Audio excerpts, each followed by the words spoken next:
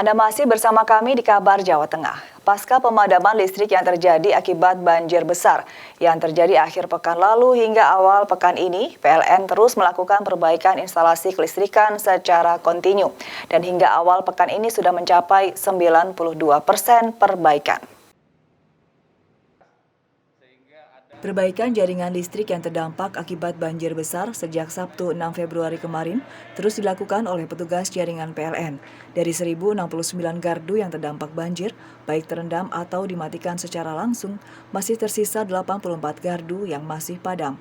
Sedangkan untuk pelanggan terdampak, dari 64.840 pelanggan, kini sudah 60.193 yang sudah kembali normal menikmati pasokan listrik. Meski begitu, untuk wilayah seperti industri Ilik Semarang, Gebang Anom, Kaligawe, Terboyo, dan Trimulyo masih harus secara bertahap pemulihan sistem kelistrikannya, karena di wilayah ini ketinggian air masih cukup tinggi dan menggenangi sejumlah gardu listrik.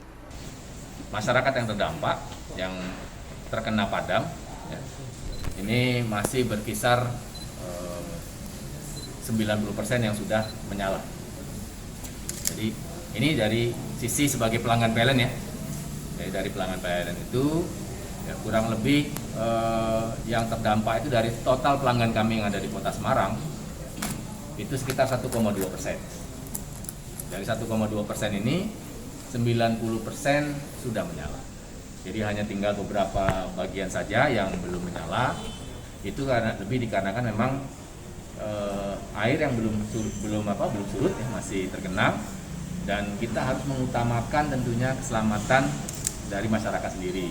PLN sendiri memahami kebutuhan akan pasokan listrik cukup tinggi.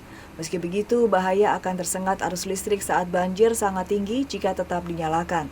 PLN menghimbau agar masyarakat mematikan instalasi listrik, mencabut semua peralatan elektronik dari stop kontak, dan apabila aliran listrik yang terkena air tidak padam, bisa melaporkan melalui aplikasi New PLN Mobile. Restu Indah melaporkan.